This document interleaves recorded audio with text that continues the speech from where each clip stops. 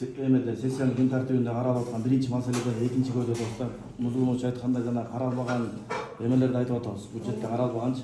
Андан көрө урматтуу депутаттар эми талкуу деле бүтүп окшойт.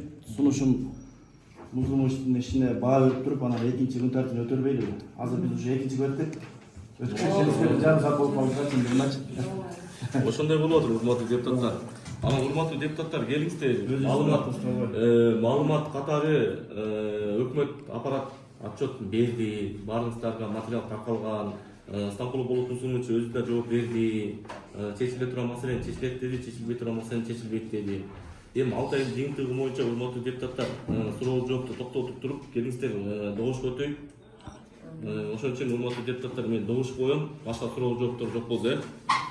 6 айдын жыйынтыгы боюнча Кара Бура айыл өкмөтүнүн башчысы Стамбул болот мусулмунчтун аткарган жумуштары боюнча баа берип койгонсуздар. Канааттарыңызга Канааттандырарлык деле отчеттун 9 айдын годовойдун өзү жер кетет урматтуу депутаттар. Ошон үчүн добуш коем урматтуу депутаттар. Добуш берип коюңуздар. азыр сырттагы кезде жеберебиз. Корум барбы? Келиңиздер добуш коем, добуш берип коюңуздар. Канааттаныңыздар.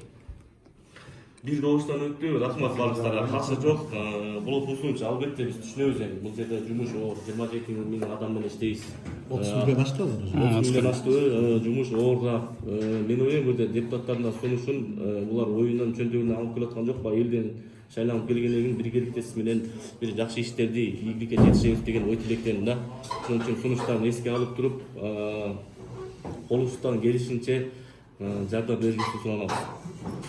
Урматтуу депутаттар, келиңиздер анда кийинки күн тартибине кете береличи. Экинчи маселе